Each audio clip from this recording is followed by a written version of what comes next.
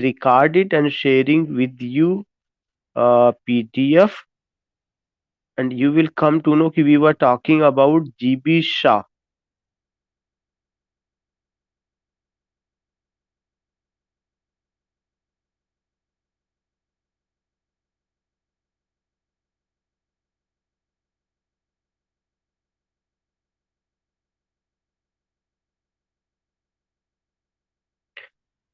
In morning we have taken this portion, and we have gone with Man and Superman. And here remember that we were taking this particular Man and Superman, John Bulls and other island. ये जो third act का उसमें don जुआन इन हेल करके है. And originally now there is a play the doctor's dilemma जो 1906 में पब्लिश्ड हुआ है, और बर्लिन में 1908 ईस्वी में परफॉर्म किया गया. लास्ट हिट्स अगर आप देखेंगे, और मैन एंड सुपरमैन जो यहाँ पे स्क्रीन पे नजर आ रहा है, इसके बारे में मॉर्निंग क्लास में मैंने आपको बताया था. यह एक ऐसा प्ले है जिसमें कॉमेडी भी है और एक फिलॉसफी भी है. और जो प्ले है, इस प्ले को अगर आप देखेंगे कि यह एक तरह का पैराडॉक्सिकल वर्जन है किसका, डॉन जुआन की स्टोरी का, जिसमें हीरो जॉन टैनर है. और वह जो जॉन टैनर है उसका सही से वो एक तरह से जो है, अगर मैं कहूँ कि वो डॉन जुआन टेनोरियो ही है. और उसी के बिल्कुल पैरेलल जो हीरोइन है, या जिसके बारे में और बात की गई है, you will come to know that is an white field. इस प्ले की सबसे बड़ी खासियत यह है कि मैन की लाइफ को चलाने के लिए कोई ना कोई लाइफ फोर्स है, जो उन्होंने एक वर्ड यूज किया है, लाइफ फोर्स. और यह जो लाइफ फोर्स है, यही सुपरमैन है. तो मैन एंड सुपरमैन जो इसका टाइटल रखा गया, वह ऑलरेडी बताता है कि why man and Superman, why you find these thing. और आप देखेंगे कि इन सब चीजों को लेकर के बात बताई गई है, लाइफ फोर्स को लेकर के, and so many things you will come here to no.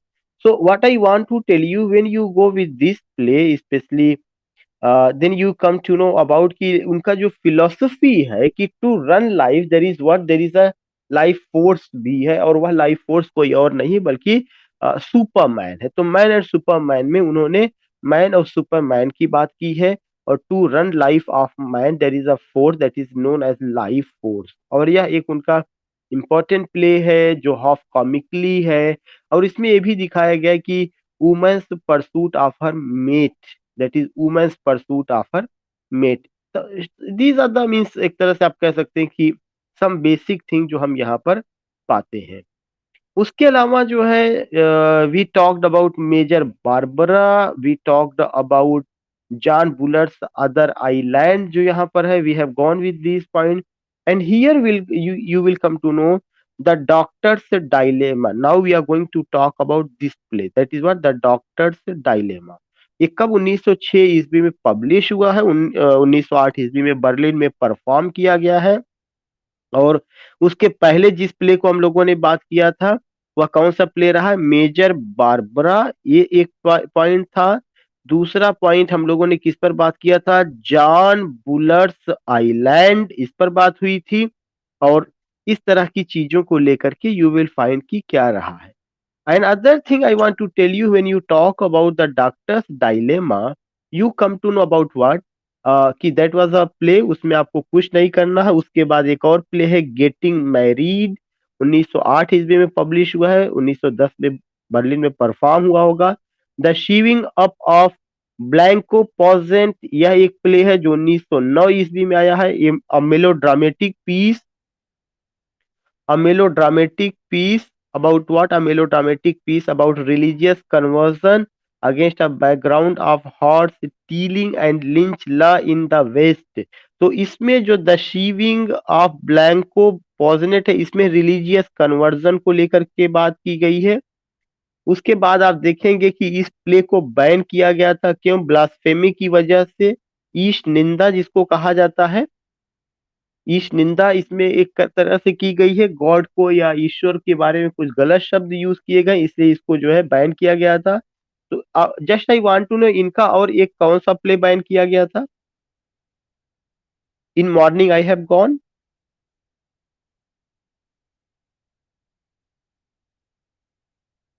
In morning I have gone.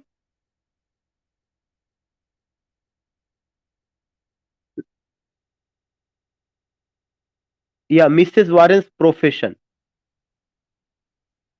Mrs Warren's profession उसको बैन किया गया था क्योंकि उसमें उन्होंने प्रोस्टिट्यूशन की समस्या लेके दिखाई है और उसमें इनडिसेंसी थी, इस वजह से उसको बैन किया गया था। अगर ये चीज आता है कि the shewing of Blanco Posnet ban ban किया गया था, क्यों बैन किया गया था? Why it was ban? ये तो आपके सामने है screen. No religious, yeah yeah, blasphemy, banned as blasphemy because each ninda, God was criticized. Some wrong word was used for God. तो ये दोनों चीजें समझ लीजिएगा। एक और है मिस अलायंस 1910 में पब्लिश्ड, और उसके बाद Berlin 1911 inconclusive discussion of the parent child relationship. Miss alliance क्या है? That is parent child relationship को लेके बात की गई। किस प्ले में? मिस अलायंस में। मैन वुमेन रिलेशनशिप को लेके बात करने वाला इंग्लिश लिटरेचर का सबसे बड़ा नाम लिस्ट। इसमें पेरेंट चाइल्ड रिलेशनशिप है या एक छोटा सा प्ले रहा होगा मिस अलायंस? मेरा जो क्वेश्चन आपसे है कि who talked about man woman relationship in most of his novel? अभी modern, yes exactly DH Lawrence. जब मैंने मॉडर्न एज पढ़ाया था तो उसमें मैंने बात किया था। Now the next play is the dark lady of the sonnet 1910, Fanny's first play 1911, published Berlin 1911. Religious theme is combined with an attack on the critics and a further study of the relation between parents and child. Fan Fanny's first play ये भी जो है क्या है, ये भी parent child relationship को लेके बात करता है और इसमें रिलीजियस थीम को कंबाइन कर दिया गया था। Androcles and the lion published 1913, performed Hamburg 1913, an examination of the nature of early Christian religious experience। इसमें किसके बारे में बात की गई है? Nature of early Christian religious experiences. Now the next play is Pygmalion, performed in Vienna 1913, published Berlin 1913, later turned into the popular musical My Fair Lady। Later इसको जो है क्या किसमें पिग्मिलियन को एक और टाइटल दिया गया था, वो कौन सा टाइटल था? My fair lady. One of the most popular plays of Bernard Shaw, a witty and highly entertaining study of class distinction। और इसमें उन्होंने जो बात की है किसकी बात की है? क्लास डिस्टिंक्शन की बात की है। What do mean by class distinction? मैंने पहले ही बताया था कि जो अर्ली 20 सेंचुरी के नॉवलिस्ट है उनके ऊपर कार्ल मार्क्स का बहुत असर रहा है। चाहे नॉवलिस्ट हो या ड्रामेटिस्ट हो, चाहे आप जो है जॉन गार्सवर्दी को ले लीजिएगा, जीबी शाह को ले लीजिएगा, उन सब में मार्क्सिज्म आपको किसी ना किसी रूप में दिखाई पड़ेगा। The same thing we find here, वही सेम चीजें हमें यहाँ पे नजर आती हैं और उन्हीं सारी चीजों को हम यहाँ पे पाते हैं। वो जो चीजें नजर आ रही हैं उनमें अगर आप देखेंगे तो कौन कौन सी चीजें हैं? यू फाइंड दैट कि all these things we go, ये सब चीजें रही है, my fair lady and all these thing की उसमें क्लास डिस्टिंक्शन को लेकर के बात की गई, study of class distinction. It describes the transformation of Cockney flower seller Eliza Doolittle. एक क्वेश्चन पूछा जा चुका है कि इसकी हीरोइन कौन है? Eliza Doolittle. Into a possible imitation of duchess by the phonetician professor Henry Higgins. इसमें जो है प्रोफेसर का रोल किसने किया है? हेनरी हिगिंस ने। So you will come to know Eliza Doolittle that is the heroine, और उसको जो है एक डचेस के रूप में तब्दील किया जाता है किसके द्वारा? प्रोफेसर हेनरी हिगिंस के द्वारा। Who undertakes this task in order to win a bit and to prove his own points about English speech and the class system. He teaches her to speak standard. Eliza Doolittle and Professor Henry Higgins to speak standard English and introduces her successfully to social life, thus winning his bet. But she rebels against his dictatorial and thoughtless behavior and bolts from his tyranny. The play ends with a truce between the two of them as Higgins acknowledges that she has achieved freedom and independence. ये एक बहुत important line है. Higgins को लगता है कि उसने जो है फ्रीडम को प्राप्त कर लिया, एलिजा डुलिटिल ने. एंड इंडिपेंडेंस, फ्रीडम और इंडिपेंडेंस ये मॉडर्न एज के नॉवेल या ड्रामा की एक खासियत रही है. सर्जियस को चुनना था या ब्लंशली को चुनना चुनना है, ये भी फ्रीडम किसको दिया गया था? राइना को दिया गया था. लास्ट में राइना ने ब्लंशली को चुना, जबकि उसकी माँ लगातार उसके ऊपर प्रेशर डाल रही थी, नहीं, you have to go with Sergius. तो फ्रीडम और एक तरह का independence and emerged from his treatment as a tower of strength, a consort battleship. तो you find what you find कि यहाँ पर एलिजा डुलिटिल को कैसे जो है एक प्रोफेसर हिगिंस अपनी फोनेटिक के माध्यम से उसको, जो एक अगर कहा जाए कि गली मोहल्ले की लड़की थी, और उसको वो जो है एक डचेस में तब्दील करते हैं, वेल कल्चर्ड वेल सिविलाइज्ड, उसको उन्होंने लेके बात किया हुआ है, जो क्लास डिस्टिंक्शन को लेके बात करती है. Heartbreak House, published 1919, performed 1920. Heartbreak House, a fantasia in the Russian manner of the English theme, set in the war period. यह एक उनका ड्रामा है जो war period में सेट है. Treats of upper class disillusionment during the pre-war years. और यह किसके बारे में बात करता? अपर क्लास के इल्यूशनमेंट को लेकर के. Back to Methuselah, published and perform 1921-1922. Back to Methuselah, a metabiological pentateuch and infrequently performed cycle of 5 plays beginning in the Garden of Eden and reaching the year AD इतना, which examines the metaphysical implication of longevity. कोई बहुत ऐसा नहीं है, but back to Methuselah, a metabiological pentateuch and infrequently performed cycle of 5 plays. You have to remember this. Saint Joan important है, 1923 ईस्वी में लिखा गया, 1924 में पब्लिश हुआ है. शाज फाइनेस्ट प्ले, और ये उनका एक क्रॉनिक प्ले है, एक हिस्टोरिकल प्ले है. इन 6 सीन्स, इसमें एक एपिलॉग भी जोड़ा गया है.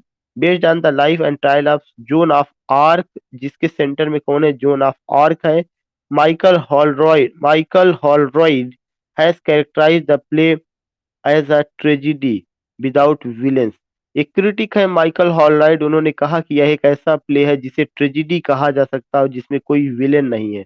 And also as Shaw only tragedy, और यह केवल शाह की एकमात्र ट्रेजिडी है. ये बात किसने कही है? माइकल हॉलरॉयड ने ये बात कही हुई है.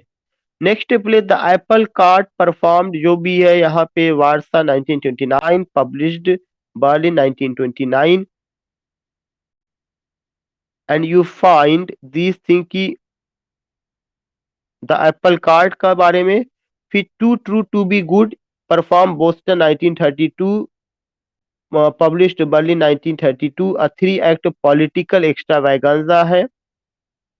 3 एक्ट में है. Opens in one of the richest cities in England, in a patient's bedroom inhabited by a poor innocent microbe apparently made of luminous jelly, and then moves to a sea beach in a mountainous country patrolled by the omnipresent private meat. Contains echoes from the Pilgrim's Progress and the Tempest. ये point ध्यान में रखिएगा. इसकी कुछ चीजें कहाँ से ली गई हैं? पिलग्रिम्स प्रोग्रेस से, और कहाँ से? द टेम्पेस्ट से.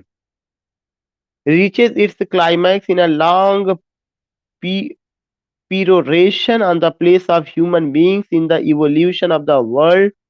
उसके बाद उनका कुछ और प्ले है. On the rocks, the six of Calais, village wooing, the simpleton of the unexpected isle, the millionaires, Geneva in good king Charles, golden days, buoyant billions, the quintessence of Ibsenism. ये चीज पूछा जा चुका. The quintessence of Ibsenism ये कब आई है? Reveals his depth to Ibsen, ये बताती है कि वो इब्सन के प्रति कितना ऋणी रहे. Present as argument for Fabian socialism. Next है the perfect Wagnerite, common sense about the war, the intelligent women's guide to socialism and capitalism.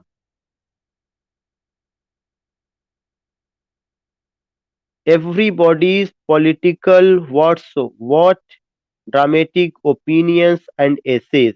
So you will come to know all these things you find there.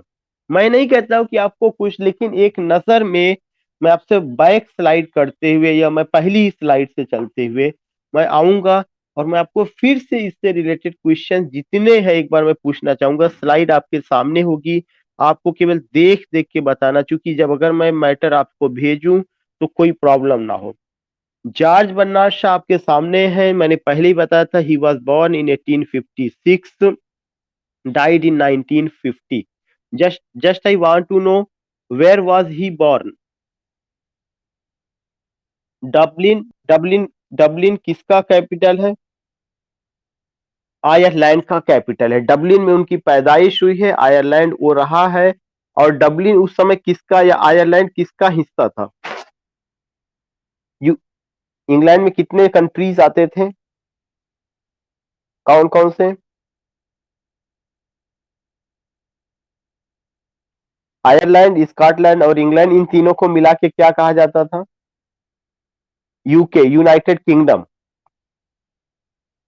अच्छा, अगर अगर United kingdom की जगह word great Britain आएगा तब उसका क्या मतलब होगा? आपने जो बताया बिल्कुल सही बताया। मुझे लगता है शिल्पी मैडम ने या जिस सभी लोगों की जानकारी है, ये जानकारी सभी लोगों को है कि आयरलैंड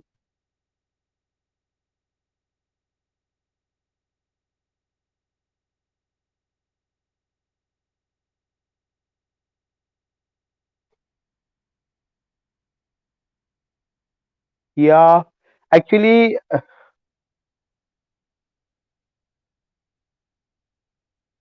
नहीं, व्हेन यू टॉक अबाउट तीनों को मिला के then that is United Kingdom, but when you talk about Great Britain it means that की ruling of England in the entire world,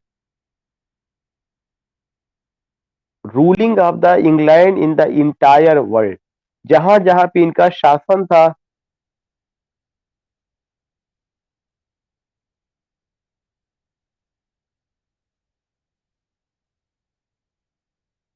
नहीं, स्कॉटलैंड, इंग्लैंड और आयरलैंड के लिए यूके यूज करेंगे, लेकिन जब उनका रूलिंग जो है एशिया में, अफ्रीका में और जगहों पे होता था, तो उस समय जो चीजें कॉन्सेप्ट आया था वो कॉन्सेप्ट ग्रेट ब्रिटेन का, कि ग्रेट ब्रिटेन का रूलिंग केवल यूके वाला कॉन्सेप्ट नहीं है, बल्कि क्या है, पूरी दुनिया में जहां जहां उसका झंडा था, ग्रेट ब्रिटेन जो उसके इंपायर को इंडिकेट करता है, उसके साम्राज्य को इंडिकेट करता है, ग्रेट ब्रिटेन।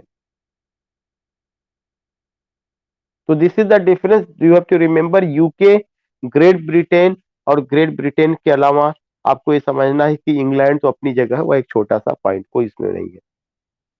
दूसरा चीज मैं जानना चाहता हूं कि जॉर्ज बर्नार्ड शॉ के समय के कंटेम्प्रेरी दो आप ड्रामेटिस्ट का नाम बताइए। या TS Eliot, exactly. Any other play right similar to this man George Bernard Shaw? Already you have taken the name John Galsworthy. जो गाल्सवर्दी में मार्क्सिज्म था वही मार्क्सिज्म जॉर्ज बर्नार्ड शॉ में मिलता है। लेकिन मैं ये जानना चाहता हूँ दूसरा कि Galsworthy George Bernard Shaw was, if I use या इफ आई से कि he was much influenced by Norwegian dramatist, what was his name?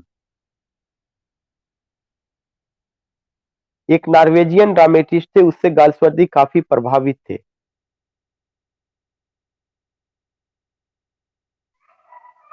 मैंने सुबह में आपको नाम हेनरिक इब्सन बताया था। कहाँ से बिलोंग करते हैं? नॉर्वे से बिलोंग करते हैं। उनकी कौन सी प्ले का नाम मैंने कई बार लिया था?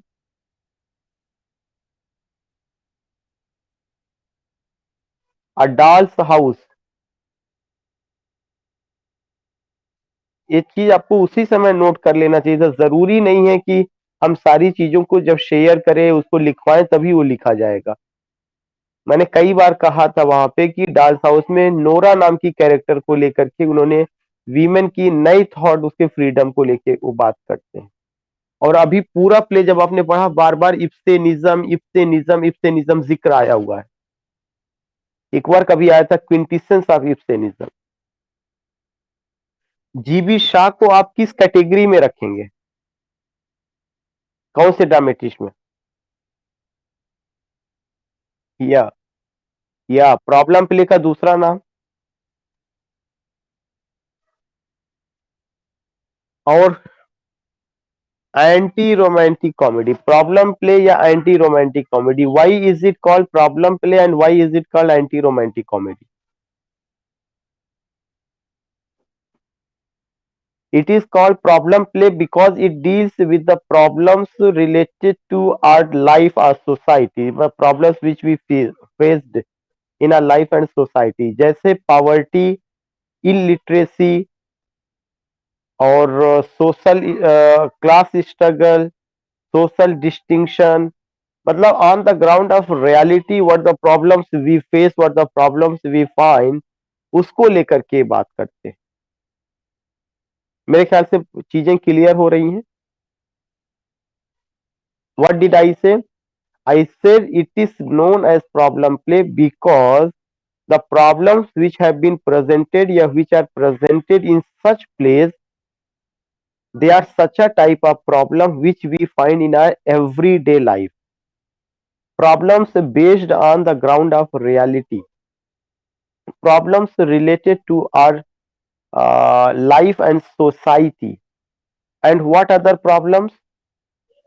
Class struggle, social distinction, poverty, illiteracy, prostitution, class struggle, injustice, inequality, और आप जो भी चीजें इसके अलावा ले लीजिए, रिलीजियस प्रॉब्लम जिसमें कन्वर्जन को दिखाया गया, या जो है ब्लास्फेमा को लेकर के जो बात की गई है कुछ प्लेज में, तो all these things we find. और ये सब जो प्ले लिखा गया था किसमें लिखा गया है? प्रोजाइक लैंग्वेज में लिखा गया। किसमें लिखा गया? और जो कैरेक्टर यूज किए गए मिडिल क्लास कैरेक्टर, कौन से क्लास के? मिडिल क्लास, प्रोजाइक लैंग्वेज और मिडिल क्लास कैरेक्टर यूज किए गए। तो दीज आर द थिंग। उसके अलावा आपको मैंने बताया था कि इसी प्ले को एंटी रोमांटिक कॉमेडी, इसको एंटी रोमांटिक कॉमेडी क्यों कहा जाता है? Because there is no room for romance in in problem plays are anti romantic comedy. Romance का मतलब वह होता है जहां इमेजिनेशन हो, जहां ब्यूटी हो, मैं पहले ही बात कर चुका था।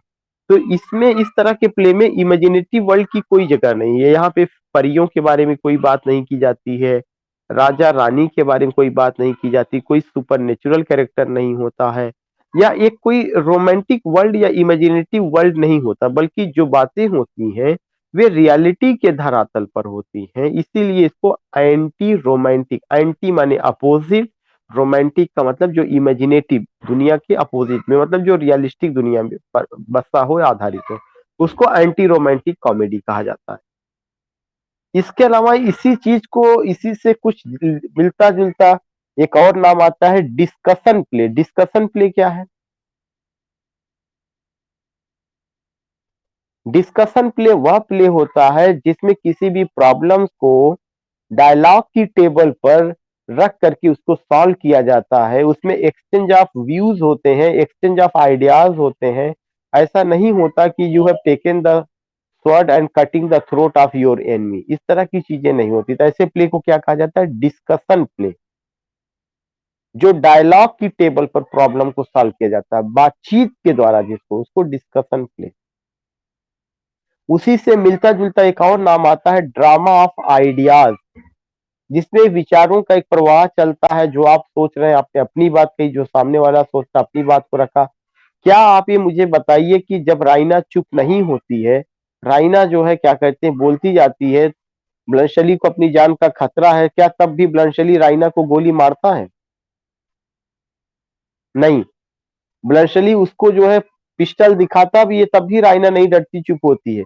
फिर वह क्या करता है, वह उसका जो है क्या कहते हैं उसका दुपट्टा ले लेता है, because Raina was in her night gown.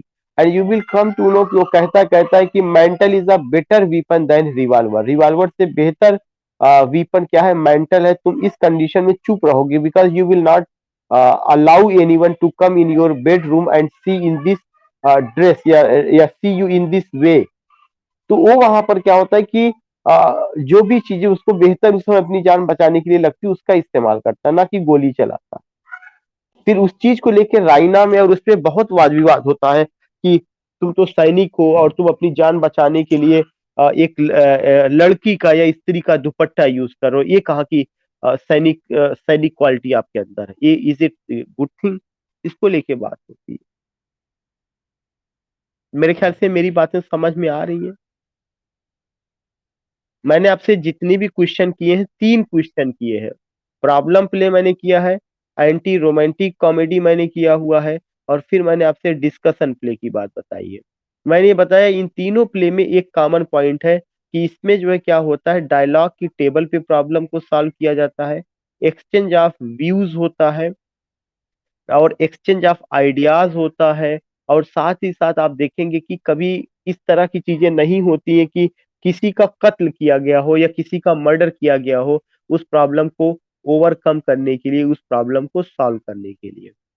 दूसरी बात जो मैंने आपसे शेयर की है, वो ये शेयर की है राइना का एक एग्जांपल और उसका मैंने दिया। तीसरा चीज मैंने कहा कि यह प्रोजाइक लैंग्वेज में लिखा गया है, और जो भी प्रॉब्लम्स है, problems related to life and problems which are found in our society, और जो कि रियलिस्टिक है, on the ground of reality जो है, उसको लेकर के। उसके अलावा आप देखेंगे कि ये जो है एक्टिव मेंबर रहे, किसके एक्टिव मेंबर रहे, फेबियन सोसाइटी के। कौन से सोसाइटी के?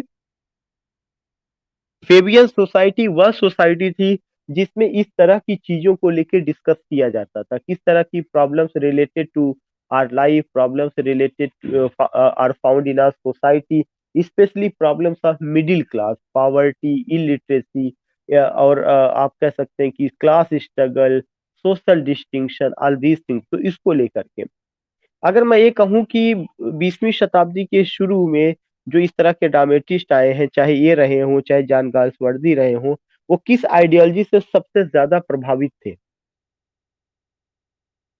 या मार्क्सिस्ट, मार्क्सिज्म से वो प्रभावित थे। दूसरा चीज जो है, इन्होंने क्या, मार्क्सिज्म, मार्क्सिज्म जो आइडियोलॉजी है, यह आइडियोलॉजी 1848 ईस्वी में आई थी। There were two thinkers, Karl Marx and Friedrich Engel. और उन लोगों ने ये कहा था कि जो सोसाइटी है वह क्लासलेस सोसाइटी होना चाहिए, समाज में इक्वलिटी होना चाहिए, समाज में जस्टिस होना चाहिए। और जो एक तरह का ओनर ऑफ फैक्ट्री है, जो वर्कर ऑफ फैक्ट्री है, इसके बीच में बहुत गैप है इकोनॉमी को लेकर के। मेहनत दोनों कर रहे हैं, लेकिन किसी के पास पैसा ज्यादा जा रहा है और किसी के पास बिल्कुल नहीं हो पा रहा है। इसकी वजह से एक वाइड इकोनॉमिक गैप लोगों के बीच में हो रहा है, और यह अच्छी चीज नहीं है। और वही सेम चीज आज भी हम पा रहे हैं दुनिया में। मुझे लगता है कि जब ये मार्क्सिज्म रहा होगा, उस समय लोगों ने खुल के इसका स्वागत किया होगा। और लेकिन उसके बाद पूरी दुनिया द्वितीय विश्व युद्ध के बाद मार्क्सिज्म को छोड़ करके कैपिटलिज्म की ओर मुड़ गई, कैपिटलिज्म की ओर मुड़ गई। पूंजीवादी सोच जो अमेरिका ने जिसको रिप्रेजेंट किया, उसके पीछे रीजन ये था कि मार्क्सिज्म जो है सही मायने में धरातल पर कभी उतारा ही नहीं गया। मार्क्सिज्म के नाम पर जो उसके फॉलोवर्स थे, उन्होंने केवल मार्क्सिज्म की चादर पहनी, लेकिन उनका जो लिबास था वह खोखला था, और वो मार्क्सिज्म की चादर के नीचे पूंजीवादी फसलें उगाए, काटे, खाए। ये चीज देखने को मिलता है। So what I want to tell you कि जब आप इस तरह की चीजें देखते हैं, तो कार्ल मार्क्स के बाद जो जनरेशन आती है पॉलिटिक्स में, स्टालिन और लेनिन रूस में, उन्होंने ऐसी ही राजनीति की। लेकिन उसका लिटरेचर में बहुत इम्पैक्ट था, जॉन गाल्सवर्दी, और गाल्सवर्दी के अलावा ये जीबी शाह, ग्रैनविल बार्कर, और तमाम लोग ऐसे रहे जिन्होंने इसमें काफी ज्यादा यकीन किया और उससे रिलेटेड बातों को लिखा। लिटरेचर में भी वो चीज नजर आती है। लेकिन एक चीज, बहुत इंपॉर्टेंट चीज है कि 21st सेंचुरी में दुनिया जिस तरह से कैपिटलिज्म की ओर जा रही है, आप ये देखेंगे कि हो सकता है कि मैं गलत हूं, या आप लोग भी इस चीज को सोच रहे होंगे कि रियली में एक बहुत ही इकोनॉमिक गैप है, एक बहुत ही इकोनॉमिक गैप है। वहीं पे जो जो आदमी चाहे उसको प्राइमरी की नौकरी मिल जा रही है, तो वो जो है 50,000 रुपया, 10-60 हजार रुपए की सैलरी उठा रहा है। और वही आदमी उतना ही टैलेंट, उतना ही क्वालिटी वाला जिसके पास जो है क्या कहते हैं कि सरकारी नौकरी नहीं मिल पा रही, अगर वो प्राइवेट इंस्टीट्यूशन में पढ़ा रहा है तो 3,000, 5,000, 10,000 में, जबकि उससे ज्यादा लेबर करता है, मेहनत करता है, उसको वहीं तक सीमित रखा गया है। वही सब कुछ है। तो ये जो ये समान कार्य है लेकिन समान वेतन नहीं है, इस तरह की जो बातें होती हैं, तो उसके पीछे रीजन ये था कि सारा चीज तो पूरी लाइफ पैसे से ही चल रहा है, जो नेचुरल रिसोर्सेज है वो सब पैसे से ही खरीदे जा रहे हैं, बेचे जा रहे हैं। अगर ये नेचुरल रिसोर्सेज गवर्नमेंट के हाथ में होते और वे लोगों को फ्री दिए जाते तो शायद कैपिटलिज्म इतना ज्यादा हावी ना हो पाता, अगर हर आदमी को जीने खाने भर की चीजें मिल जाती। लेकिन किसी के पास बहुत है, किसी के पास कम है।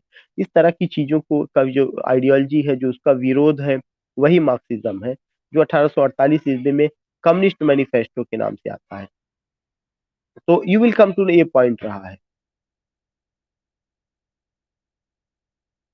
या class difference in the society and always Marxism supported classless society.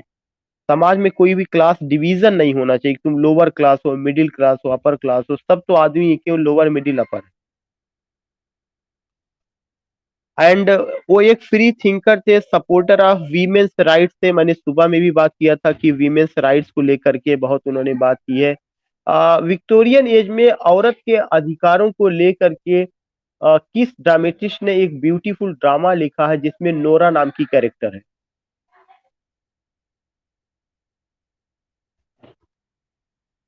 Dramatist का नाम? Henrik Ibsen. ठीक है। सरफराज जी कह रहे हैं वही, तो हम नहीं समझ पाए कि कहीं। हाँ।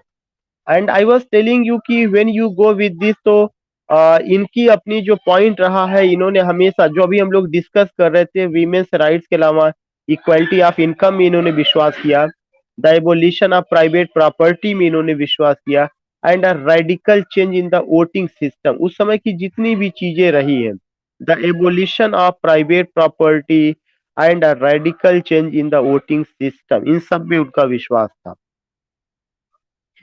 अगर आप देखेंगे कि ये तमाम चीजों से जुड़े थे, मैं उस चीज को बार बार यहाँ नहीं करूंगा।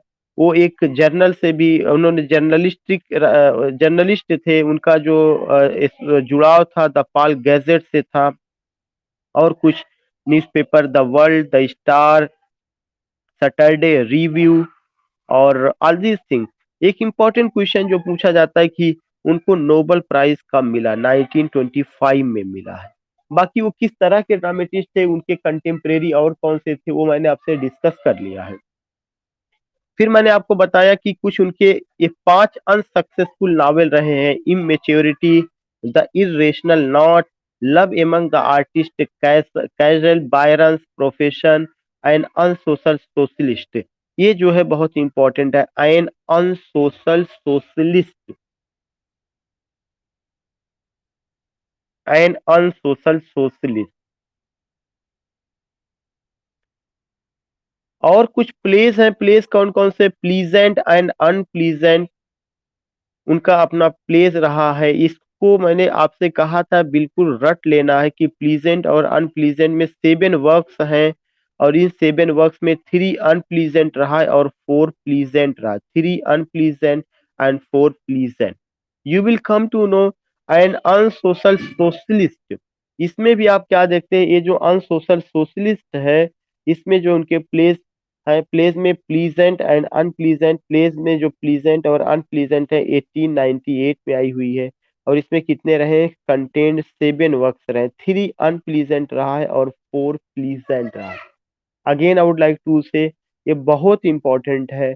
मैं जानना चाहता हूँ कि जो प्लीजेंट और अनप्लीजेंट है कब आया हुआ है, इसमें कितना प्ले रहा है, 7 में कितना अनप्लीजेंट है, 4 प्लीजेंट रहा है। इनके कितने अनसक्सेसफुल नावल रहे? 5 में से जो सबसे मैंने इंपॉर्टेंट बताया वो कौन सा है? अनसोशल। इनको नोबेल प्राइज कब मिला है? 1923 में नोबेल प्राइज किसको मिला है? 1948 में किसको मिला है? टीएस एलियट को। 2005 में किसको मिला है? 1913 में किसको मिला है? Good good good good good good good. You all are doing very well, और हम आप लोगों को 2 किलो च्यवनप्राश भेजेंगे यहाँ से। हाँ नहीं, अभी भेज देंगे, थोड़ा सा कम सेवन आप लोग करें। जी।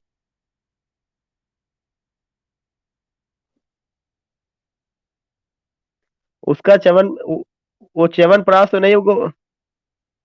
हाँ हाँ, उसमें ही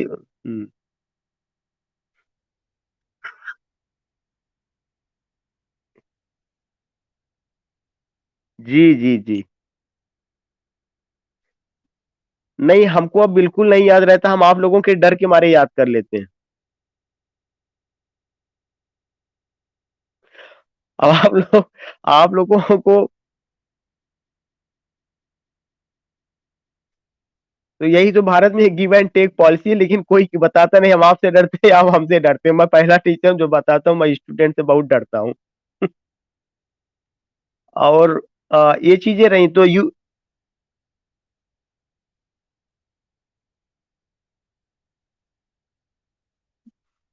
नहीं मिले। नहीं मिलेगा, मिलेगा। और हमारी सैलरी फिक्स है, तो आप क्या चाहते हैं, जाज मरना शाह उसमें सेंध लगा दे, कम से कम फिक्स रहने दो अभी। जी जी जी। तो प्लीजेंट और अनप्लीजेंट में उन्होंने बताया कि 7 प्लेस हैं, जिसमें 3 अनप्लीजेंट है और 4 प्लीजेंट है। अनप्लीजेंट जो प्लेस है उसका लिस्ट जो नाम है उसको मैं टिक करता जा रहा हूँ, बिल्कुल रटा होना चाहिए, उसके बारे में आप कुछ जानिए या ना जानिए, नाम उसको पता होना चाहिए। अनप्लीजेंट में कौन कौन से? Widowers houses number 1, Mrs Warren's profession number 2, the philanderer number 3। ये तीन जो है अनप्लीजेंट है। इधर वो है कृष्णा जी पीबीएच है कि नहीं है? कृष्णा जी प्रतापगढ़ से। अच्छा, परहैप्स उन्होंने ज्वाइन नहीं किया आज, क्या लग रहा है। और पूनम जी। पूनम जी नहीं। अच्छा, अनप्लीजेंट प्ले को। अच्छा, हो सकता है, हो सकता है बाद में देखते हैं। तो ये 3 प्ले है जो विडोवस हाउसेज है। विडोवस हाउसेज 1983 में पब्लिश हुआ है, या उनका पहला प्ले? एक तो ये क्वेश्चन ये भी बनेगा, उनका पहला प्ले कौन सा था विडोवस हाउसेज। ये जो प्ले है इसमें उन्होंने किसको लेके बात किया है? मिडिल क्लास को लेकर के बात किया। कौन से क्लास को? मिडिल क्लास को लेके बात।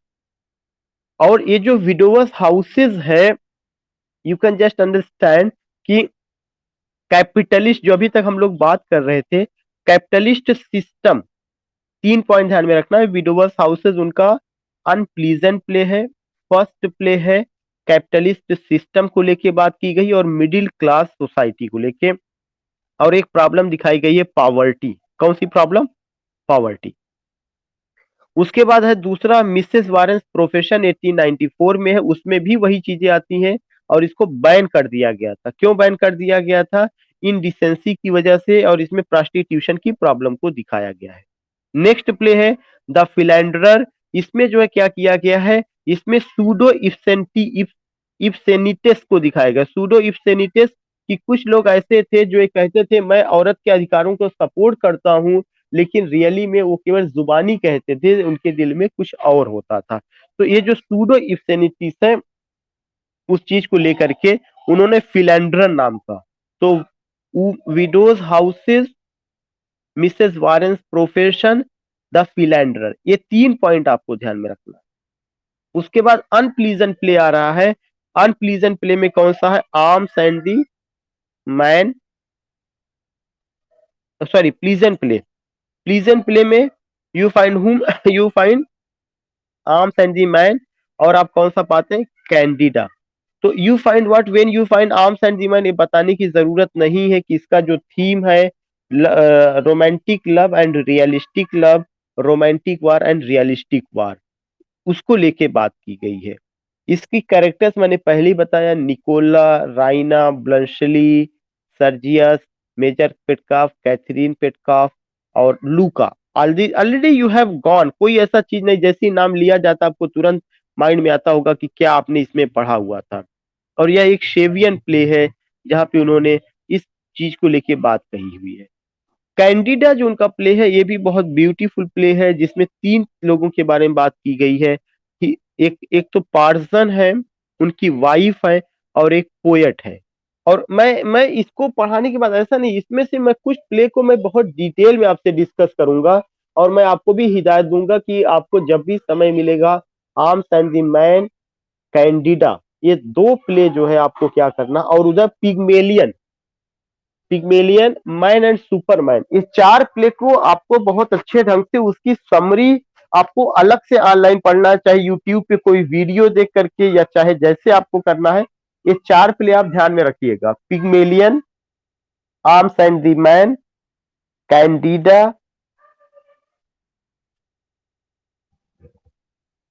और इसके अलावा मैंने आपको क्या बताया था कि मैन एंड सुपरमैन, और एक और सेंट जोन।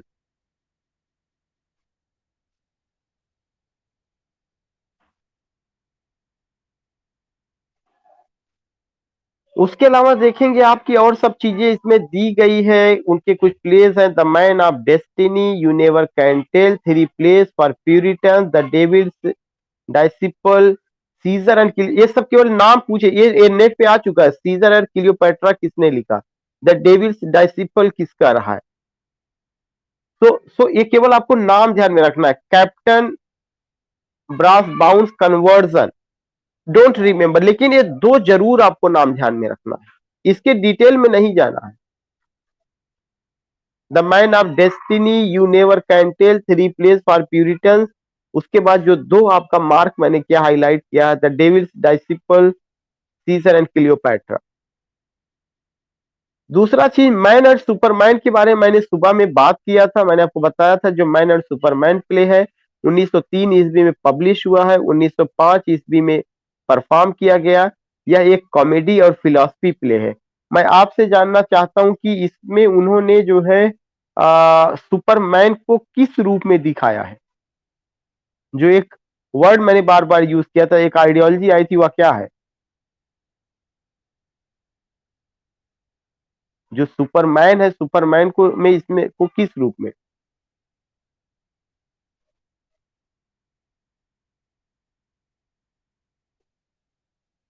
Life force.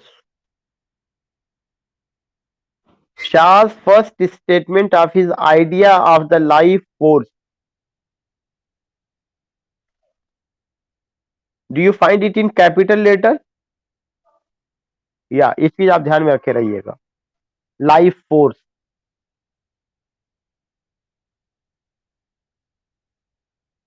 और ये जो प्ले है ये किसकी स्टोरी का वर्जन है?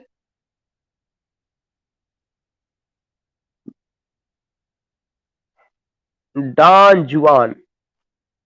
इसमें जो फीमेल कैरेक्टर उसका क्या नाम है? And white field. तो आपको ये चीजें ध्यान में रखना है कि मैन एंड सुपरमैन में उन्होंने इन सब चीजों को लेकर के बात किया हुआ है। दूसरा चीज, कुछ और भी उनके प्लेस हैं जो यहाँ पे मैंने आपको बताया था, बहुत वो इस तरह का इंपॉर्टेंट नहीं है, लेकिन जैसे जो है यहाँ पे जॉन बुलर्स अदर आइलैंड। उसके अलावा जो है आप ये देखते हैं कि मेजर बारबरा, मेजर बारबरा में क्या लिखा गया है, it portrays the conflict between spiritual and worldly past. Major Barbara में जो कॉन्फ्लिक्ट दिखाया गया किसके बीच में, spiritual and worldly power. Just I want to know उन्होंने किस प्ले में जो है स्पिरिचुअल और वर्ल्डली पार की समस्या दिखाई है? मेजर बारबरा में। कॉन्सेप्ट ऑफ लाइफ फोर्स किसमें है? ये क्वेश्चन ध्यान में रखिएगा, जो क्वेश्चन हम बना के आपसे पूछ रहे हैं, ये चीज ध्यान में रखना है कि concept of life force, man and superman, और जो है क्या कहते हैं, conflict between spiritual and worldly power, Major Barbara में है। और इसके अलावा you find what you find कि द डॉक्टर्स डायलेमा उनका एक प्ले है, एक नाम याद रखना है आपको। गेटिंग मैरिड उनका प्ले है। द शीविंग ऑफ ब्लांको पॉजेंट है। और किस प्ले में उन्होंने रिलीजियस कन्वर्जन दिखाया है?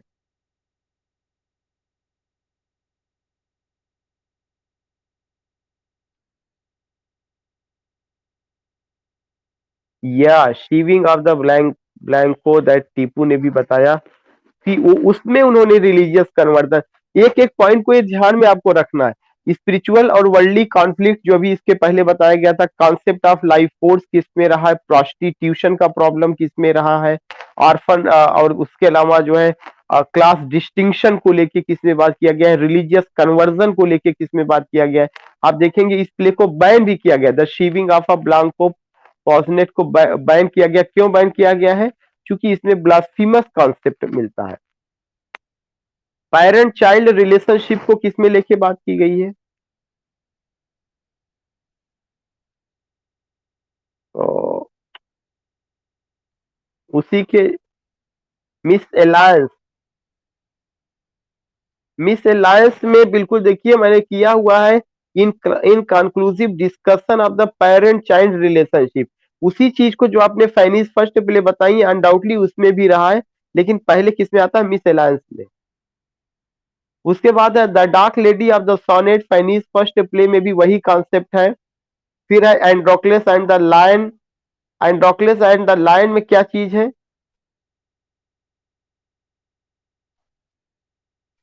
Nature of early Christian religious experience. जो अर्ली क्रिश्चियन रिलीजियस एक्सपीरियंस है उसको उन्होंने एंड्रोक्लस एंड द लायन में। नाउ अब आपके सामने एक इंपॉर्टेंट प्ले है, पिग्मेलियन। पिग्मेलियन की हीरोइन कौन है?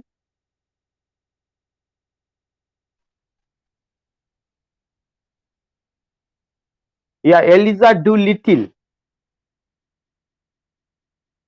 And who is the hero? What is the name of the professor? Henry Higgins.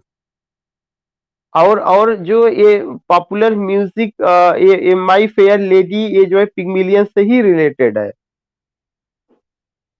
उसके बाद आपने देखा होगा कि ये जो प्ले है इसमें कहीं ना कहीं दिखाया गया है कि फ्रीडम और इंडिपेंडेंस को लेके दिखाया गया है। उसके बाद एक और प्ले है हार्ट ब्रेक हाउस, जो वार पीरियड में सेट हुआ है। बैक टू मेथुसिला उनका प्ले है। एक उनका क्रॉनिकल प्ले है, वो कौन सा है? और और इसी को ट्रेजिडी भी कहा जाता है। किस क्रिटिक ने इसको ट्रेजिडी कहा है?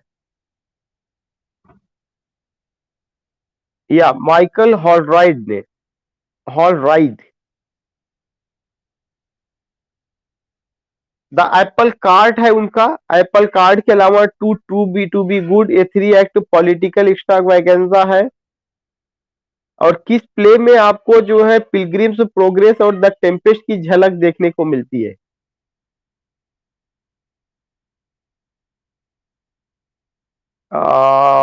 No. Too true to be good. या too true to be good और मेन प्ले है जीबिशा का। उस प्ले में हमें किसकी झलक देखने को मिलती है? Pilgrim's progress and the Tempest का। इसके अलावा आपके प्लेस के नाम है on the rocks, the six of Calais, village wing, the mill, all these things you find. जो एक मेन है द क्विंटेसेंस ऑफ इब्सेनिज्म, ये जो है कब आया? 1891 में। और रिवाइज्ड हो करके एक्सपेंडेड उसका कब हुआ? 1913 में। और इसमें बताता है कि आखिर किस हद तक वो इब्सेन के प्रति ऋणी रहे हैं, या इब्सेन का प्रभाव उनके ऊपर क्या रहा है। और फेबियन सोशलिज्म के को लेके बात करते हैं। बाकी तमाम कॉमन चीजें हैं, the perfect Wagnerite, common sense about the world, the intelligent women's guide to socialism and capitalism, nothing else you find. So in this way you have discussed very well, अच्छे ढंग से। लेकिन मैं फिर आपसे request करता हूं कि चार पांच प्ले बिल्कुल आपका रटा होना चाहिए। Saint John, Pygmalion, arms and the man, और आपका क्या कहते हैं मैन एंड सुपरमैन, थोड़ा बहुत द क्विंटेसेंस ऑफ इब्सेनिज्म। उसमें कोई खास चीज नहीं है, जो है इसमें उतना ही। लेकिन और चीजों का आपको स्टोरी किसी ना किसी, even I will come, I will tell you. लेकिन उस स्टोरी को डिस्कस करके खुद से पढ़ करके भी आपको हाथ पांव मारना पड़ेगा। तो in this way we have done it now, we have to take some other class, अभी थोड़ी देर में हम लोग उस पर बात करेंगे। तो ये चीजें रही हैं। And I will send some message Anjali madam और सरफराज जी, आप उसे देख लीजिए। अंजलि मैडम नहीं, Shilpi madam, sorry Shilpi madam, Shilpi madam, not Anjali madam, Shilpi. जी सोनाली मैडम।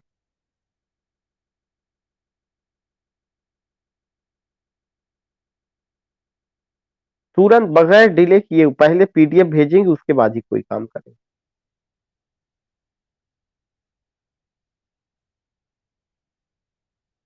तुरंत तुरंत, बस आपकी क्लास खत्म होगी तुरंत भेजें। अभी टाइम क्या हो रहा है? 6:22 और आप मान के चलिए कि कम से कम 18-20 मिनट बस, 6:40 पे, मैक्सिमम 6:40, 6:45, इससे ज्यादा नहीं।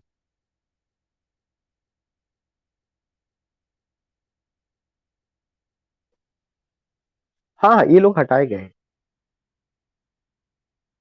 17 राइटर, 17 राइटर।